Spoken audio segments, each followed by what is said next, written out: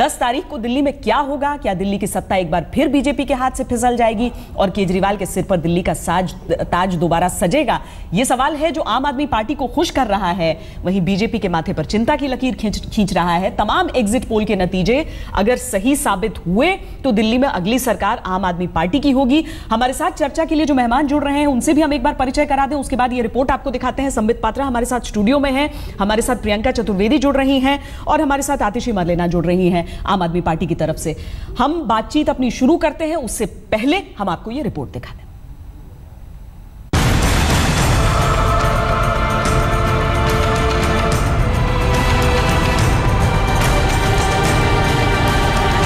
दिल्ली का फैसला हो चुका है, अब नतीजों का इंतजार है। 10 फरवरी को साफ हो जाएगा कि दिल्ली का ताज किसके सिर पर होगा। तमाम एग्जिट पोल के मीटर केजरीवाल को दिल्ली का ताज पहना रहे हैं।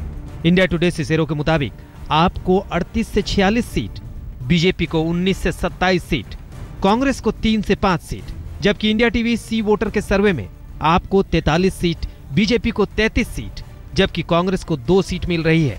एबीपी के एग्जिट पोल में आपको 43 सीट, जबकि बीजेपी को 26 सीटें मिल रही हैं। कांग्रेस के खाते में 1 सीट आने का अनुमान है।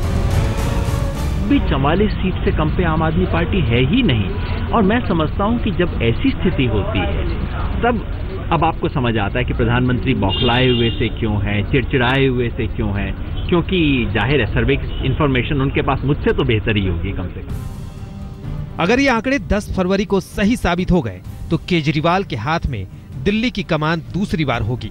तस्वीर का दूसरा पहलू यह है कि प्रधानमंत्री नरेंद्र मोदी का विजय रथ थम जाएगा। बीजेपी के अजय अश्वमेघ घोड़े को हस्तिनापुर की धरती में केजरीवाल थाम लेंगे।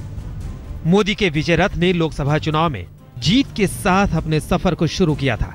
कांग्रेस मुक्त भारत के नारे से शुरू ये विजय घोष महाराष्ट्र में चला, सभी सियासी दुश्मन धराशायी हो गए। हरियाणा में भी वही कहानी दोहराई गई।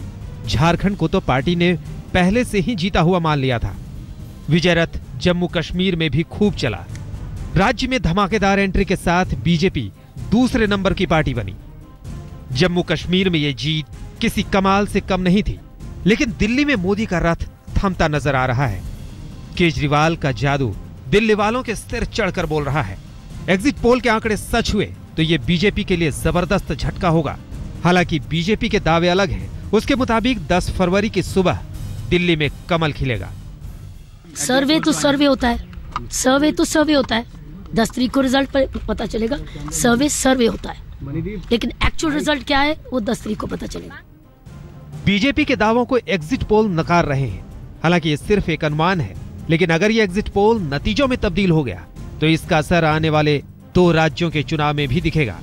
बिहार और फिर बाद में उत्तर प्रदेश में विधानसभा चुनाव होने हैं। बीजेपी के लिए इससे भी ज्यादा बड़ी बात यह है कि अगर ये आंकड़े सच हो गए तो ये मिथक टूट जाएगा कि मोदी अजेय हैं। आज तक ब्यूरो। हर सवाल में पेंच है, हर सवाल में पेंच है, लेकिन कुछ पेचीदा सवाल हमारे पास भी हैं। आतिशी जी, सबसे पहले आप ही से, कैसा रहा दिन? अरविंद केजरीवाल ने कहा था फिल्म देखिए, रिलैक्स कीजिए। फिल्में देख ली आज? जश्न बनना शुरू हो गया है? नहीं, जश्न बनना भी नहीं शुरू हुआ है। आखिरकार एग्जिट पोल्स ही हैं ये, रिजल्ट अभी का परसों आना है। तब तक तो जश्न मनाने में हमें इंतजार करना चाहिए। परंतु ये तो है कि सारे एग्जिट पोल्स एक ही ट्रेंड दिखा रही हैं। ट्रेंड यही दिखा रहे हैं कि आम आदमी पार्टी को एक कंफर्टेबल मेजॉरिटी मिलने वाली है। संबित पात्रा जी, सक्सेस हैज मेनी फादर्स। बहुत माई बाप होते हैं सफलता के, विफलता के अनाथ। तो यहाँ पर तो विफलता के लिए, असफलता के लिए ही अनेकों माई बाप यहाँ पर नजर आ रहे हैं। देखिए, सबसे महत्वपूर्ण विषय है कि 10 तारीख का तो इंतजार करेंगे ही। अभी से ये कहना कि भारतीय जनता पार्टी शासन में नहीं आ रही है, ये उचित नहीं होगा। मगर हाँ, जिस प्रकार से आपने तमाम एग्जिट पोल देखे हैं, मेरा ये कहना भी उचित नहीं होगा कि बिल्कुल ये सब आप झूठ है और मैं आंकड़ों के साथ कुश्ती शुरू कर दूं। मैं आंकड़ों के साथ कुश्ती भी नहीं करूंगा। आपने एक सवाल पूछा कि सफलता के बहुत माई बाप होते हैं। मैं इसके जवाब में कहूँगा, अगर अनाथ भी भाजपा से जुड़ा है तो भाजपा अनाथ का भी माई बाप है। अनाथ को भी शरण देगा। सबका साथ, सबका विकास, किसी को नहीं छोड़ेंगे। यानी जो अरविंद केजरीवाल ने कहा था कि किरण बेदी को सिर्फ एक स्केपगोट के तौर पर सामने रखा गया है, तो किरण बेदी के सर पर ठीकरा फोड़ दिया जाए ताकि मोदी के ऊपर उसकी हम ठीकरा फोड़ते नहीं होगा, हम घड़े को संवारते हैं। अगर ऐसा कुछ भी होगा तो हम उस घड़े को फोड़ेंगे नहीं, संवारेंगे। प्रियंका चतुर्वेदी जी, कांग्रेस की सबसे पहली बात यह होती है कि भारतीय जनता पार्टी हार जाए, बाकी कोई भी पार्टी दूसरी सत्ता में आए। इस हिसाब से तो आपको अच्छा लग रहा होगा जो एग्जिट पोल के नतीजे आए हैं? नहीं, हमें एक चीज़ का, जो एग्जिट पोल के नतीजे आ रहे हैं, एक चीज़ की बस खुशी है कि दिल्ली की जनता को एक स्थायी सरकार मिलेगी, बीजेपी के रूप में मिले या आम आदमी पार्टी के रूप में मिले। पर मैं बस यही कहना चाहूँगी कि दिल्ली 1 साल से उन्होंने एक ऐसी 2 पार्टीज देखी, एक 50 दिन में चली गई, एक साल में कुछ नहीं कर पाई है। तो अगर एक स्थायी सरकार बनती है तो वो दिल्ली की जनता के लिए मैं कहूँगी सबसे अच्छी चीज़ रहेगी और एक गवर्नेंस मिलेगा। तो इस बात की खुशी है। हाँ, एग्जिट पोल्स के नतीजे मैं तब तक नहीं कमेंट करूँगी जब तक नतीजे नहीं आते हैं, पर अगर एग्जिट पोल्स के जो भी हम रिजल्ट्स देख रहे हैं और कांग्रेस की जो सीट्स आ रही हैं वो उससे ये है कि बहुत मेहनत आगे करनी है, लोगों का विश्वास फिर से जीतना है। हमने कोशिश की थी कि पिछले 1 साल में हम लोगों से फिर से रिकनेक्ट करें, हम मैनिफेस्टो हम लाए, हमने टाइम फ्रेम भी दिया। लेकिन प्रियंका जी, आप इस बात को मान रही हैं कि जो दिल्ली की राजनीति हमेशा 2 पार्टियों के बीच घूमती थी, अभी तक वो भारतीय जनता पार्टी और कांग्रेस पार्टी रहते थे, तो जो वोट का स्प्लिट रहता था वो वहां पर नजर आता था। यहां पर आप इस बात को कबूल कर रही हैं कि जो दिल्ली की जनता थी उसने आम आदमी पार्टी को एक ज्यादा मजबूत विकल्प के तौर पर देखा, इसलिए जो कांग्रेस के पारंपरिक वोटर थे वो भी छोड़कर आम आदमी पार्टी की तरफ गए? नहीं, देखिए, आम आदमी पार्टी के पास अभी मैं कहूंगी एक एडवांटेज ये है कि वो ट्राइड एंड टेस्टेड नहीं है। वो प्रोमिसेस लेकर आ रही है, काफ़ी सारे वादे किए हैं उन्होंने दिल्ली की जनता को, तो वो उस होप से दिल्ली की जनता ने उन्हें वोट दिया है। 9 महीने पहले नरेंद्र मोदी जी ने भी काफ़ी सारे वादे किए थे, उन वादों के ऊपर ये लोग इलेक्ट होकर आए थे, पर दिल्ली की जनता ने देखा कि 9 महीने में सरकार कुछ नहीं कर पाई है। लॉ एंड ऑर्डर सिचुएशन हो, क्राइम रेट्स हो, महिला सुरक्षा हो, इन्फ्लेशन हो, तो उन्होंने, हो सकता है उसको लेकर उन्होंने आम आदमी पार्टी पे भरोसा जताया है, क्योंकि ट्राइड एंड टेस्टेड नहीं है। जवाब देना चाह रहे हैं। अगर जब ये चुनकर आती है, एक सेकेंड में बात कर लूँ संबित जी, मैं आपकी भी सुन रही थी, तो मैं बस यही कहूंगी कि दिल्ली की जनता को एक स्थायी सरकार मिलना जरूरी था, जो अगर आपके विकल्प में आती है तो हम चाहेंगे कि आम आदमी पार्टी जो भी वादे किए हैं उनको पूरा करे।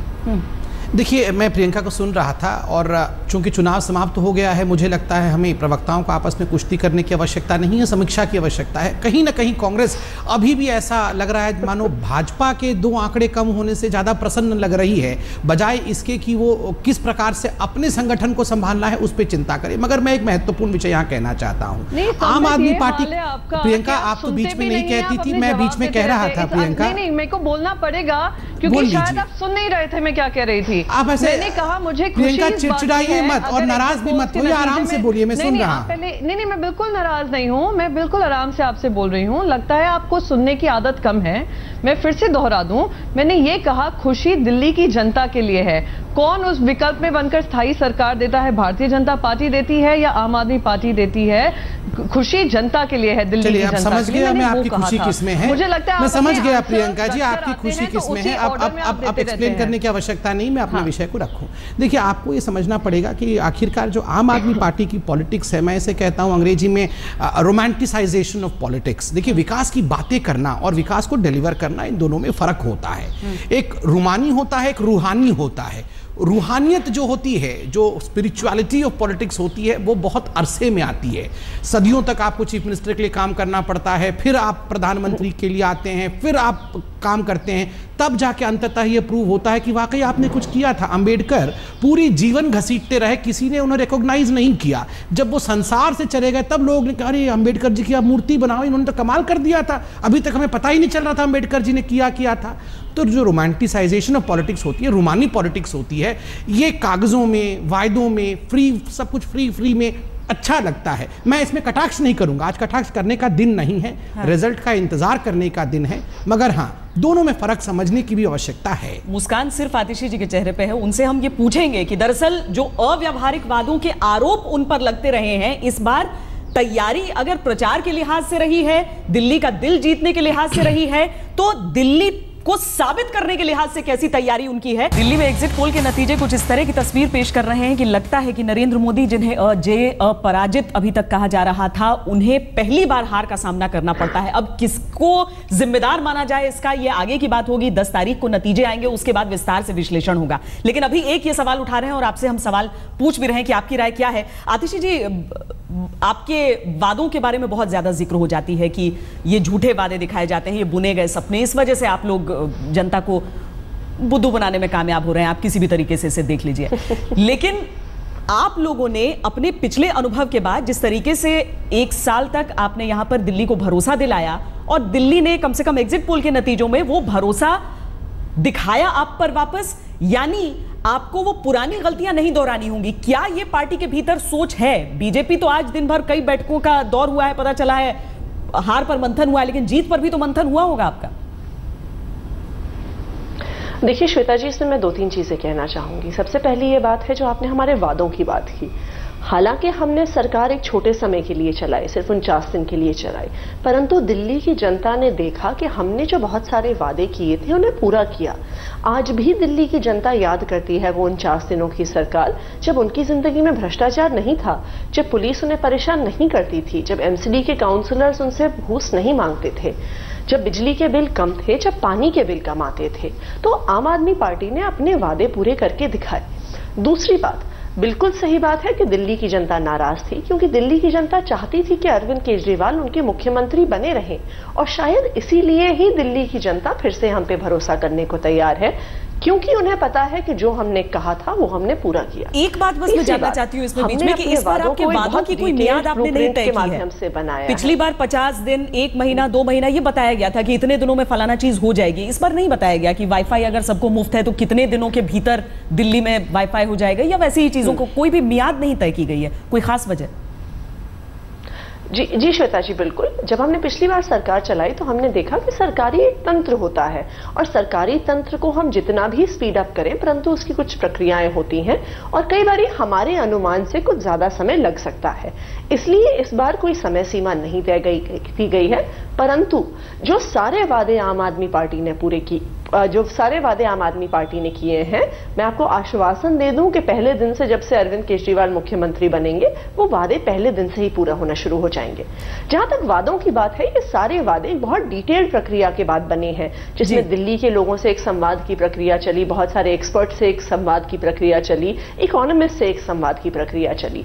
तो हमारे पास हर वादे के पीछे एक बहुत डिटेल्ड ब्लूप्रिंट है, जिसके आधार पे हम ये आश्वासन दे सकते हैं दिल्ली की जनता को कि ये सारे वादे पूरे होंगे। जी आतिशी जी, हम आगे इस पर चर्चा करेंगे और हम इस बात पर भी चर्चा करेंगे कि दरअसल अगर वाकई ये एग्जिट पोल के नतीजे सही साबित होते हैं तो क्या एक राष्ट्रीय स्तर पर हम देखें तो भारतीय जनता पार्टी के सामने पहली बार एक सशक्त विपक्ष उभर कर नजर आ रहा है, या सिर्फ ये दिल्ली की बात है? क्या केजरीवाल रोकेंगे मोदी का विजय रथ एग्जिट पोल के नतीजों के हिसाब से? उसके लिहाज से हम ये सवाल पूछ रहे हैं आपसे।